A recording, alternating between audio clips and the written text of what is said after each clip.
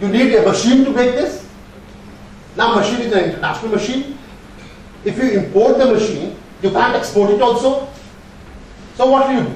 You'll say, sir, I'll get the machine because I need that machine to make this item or some other item. But I'm not going to export it. So you can't impose a 15% value addition. For example, I import it, make 15% value addition and export it because that's going to stay inside the country. I said, yeah, but I need the machine. If I don't get the machine, I lose my competitiveness. So what will I say? All right, you import the machine, install it here and export it. So, duty free, okay, duty free. Now, how will I fix your obligation? What I'll do, I'll tell you. How much you are exporting? You will say, sir, $100. I'm giving a very notional figure. What import you are making is, by that you are saving $20 in duty. I'll say that 6 times of the duty saved, that is $120, you must add to your turnover in 6 years. So at the end of the 6th year, if $20 you have saved, 6 times is $120, plus $100 was your already what? Your export turnover. That is every turnover annual was $100. So at the end of 6 years, you need to have your turnover up to $20. वो कहते हैं ना कि आपका ही भला हो रहा है. इस incentive से after all you are going to gain. So if we are allowing you to import a machinery under what we call capital goods, export portion for capital goods scheme, which is chapter 5, we are putting an obligation to you that you will earn the foreign exchange, which is 6 times of the duty saved in 6 years. फंडा clear है या और समझा दूं? नहीं clear है तो मैं फिर समझाता हूं. क्लियर है नहीं क्लियर है? 6 times of the duty saved you have to earn as a foreign exchange in 6 years. And we have kept 2 blocks. One is the 4 years in which you have to 50% you have to earn in 4 years because you have to import it and install it. That takes time. Another 50% in the next 2 years. ठीक है? Clear है बंदा? Yes, sir. But suppose you are a good boy. We said, यार good boy क्या मतलब है? You in 4 years itself, you import, you earn 75% of what you are supposed to earn. That is 120 ka 75%. So what we say, you have earned 75% in the first block itself. You are a good boy. You don't have to earn another 25%. And if you do not do that, then you are bad boy. Then whatever duty you have saved plus interest at the rate of 18%, you have to pay back. You need to have some bit to you also, so that you earn for yourself and for the nation as well. There is another part of it also. For example, you import certain things which is we call green technology.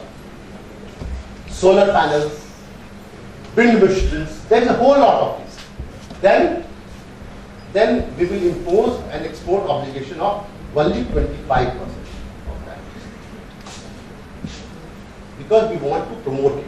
Or for example, you say that we will export it from northeast, where there is no establishment. We will still say that only 25%. Or for example, you want to import certain equipments in the agriculture sector, which is lagging behind. In that case, we will say it will be 6 times. But we would not count the base. That is, today you have $100 earning, $20 you say 120 it happens, we'll say we'll keep 100 is not existing. So 120 at the end of 6 years. Even if you go in a natural way to 120, that's fine. What I'm trying to say is that under capital goods, we have tried to promote agricultural sector, import of machinery.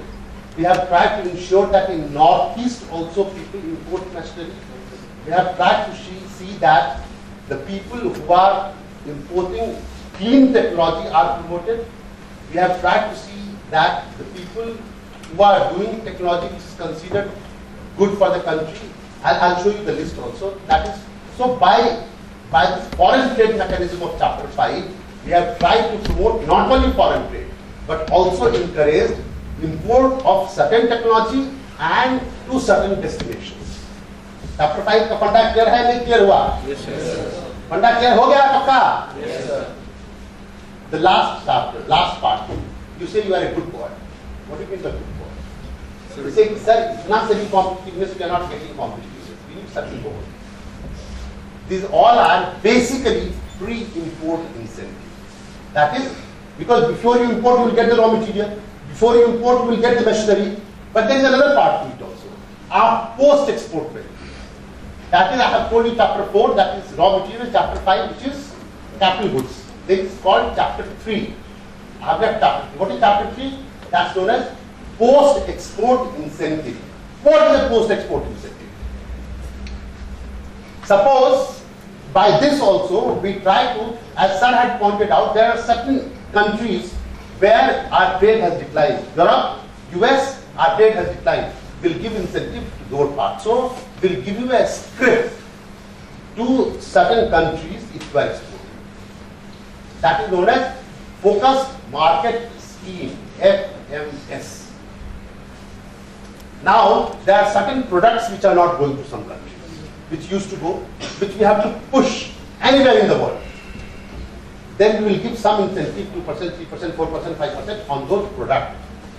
Wherever it goes in the world. Focused market is that only those markets if the products go. In focused product scheme is that those products, wherever it goes, will give the incentive post-export. They are known as focused product schemes. There is a third part also. What is third part? In some market, some products are not going because of that little competitive problem. Chinese are pushing it, Koreans are pushing it. So we'll call it market-linked focused product scheme. That market and that product only if it goes will give that incentive. Clear है फंडा इन तीनों का? ठीक है? इसके अतिरिक्त services के होते हैं. That is, services का मतलब होता है that hotels, they are earning foreign exchange, so they need to be given. They call it served from India scheme. We have certain branch. Served from India scheme for services exports. If you do it outside, or if you are earning inside also, you will give incentive. The last one, I will come to the chapter 2. 4, 5, 3, 2. There are many things, but what is most important, I must tell you. What we call it is status house. That is the good boys. What is status house? What is status house? You are a boy, you have started a business today. Now, you have an incentive, you will say that I am an export house. Have you heard the term? I am a trading house. I am a star export house. I am a star trading house. I am a premier trading house. These are the concepts as you grow up. Suppose you reach a turnover of 20 crores, then we give you a certificate, annual turnover, that you are a star export house.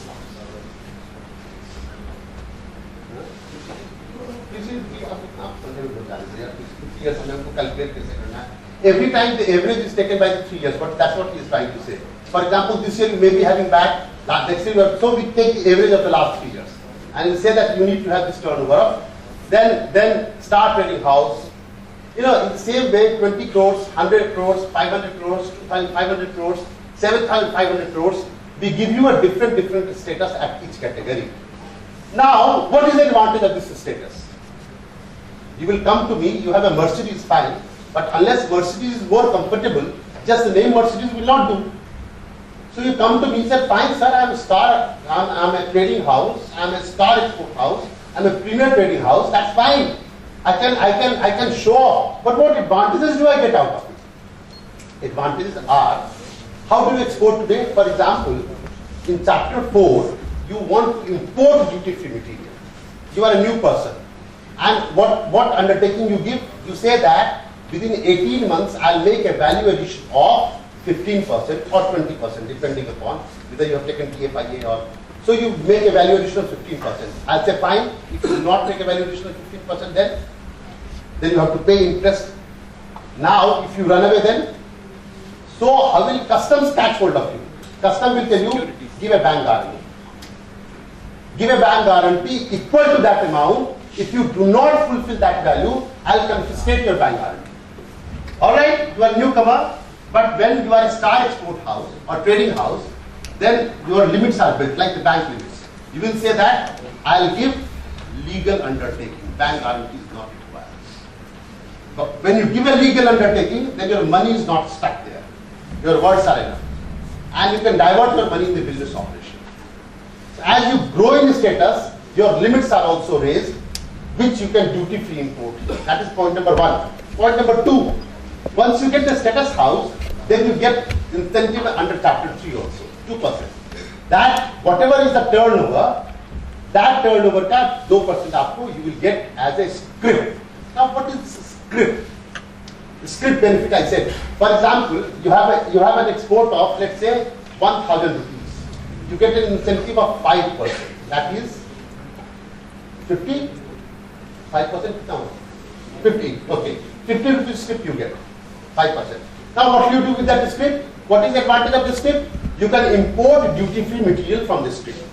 You can go to the customs and say, allow me to import $50 worth goods free of without paying the duty. Alright. But suppose you do not want it to use for yourself. You would say that I do not want to use it, I will transfer it to him. There are certain scripts which you can transfer to others. They are known as transferable scripts. Most of the scripts are transferable. There are some scripts we cannot transfer. You have to use it for yourself. They are known as non-transferable scripts. I have given a whole list of the scripts which are transferable, which are not transferable. Now, for example, you want to sell this transferable script. $50 script, you want to sell it to somebody else. He will say, how much should I pay? I will say that, yeah, you can import goods duty-free but $50. He said, but why should I pay $50? If I have to pay $50 only, I'll go import the goods, pay $50. Yeah, there is a market of these scripts. When scripts are sold to you at 30% or 40% of the price.